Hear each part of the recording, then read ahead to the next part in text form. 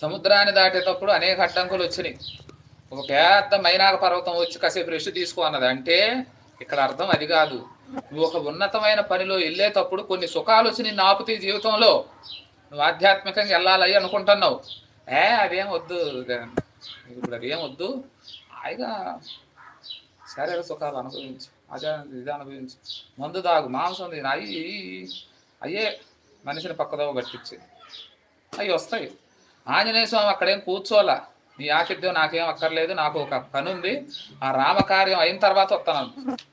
ఇంకా రామకార్యం జరిగిన తర్వాత ఎన్ని ఉంటాయా? ఏమో.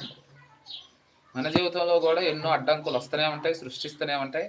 వాటి దగ్గర ఆగినోడు అధముడు, వాటిని దాటుకొని ముందుకెళ్ళినోడు ఉత్తముడు.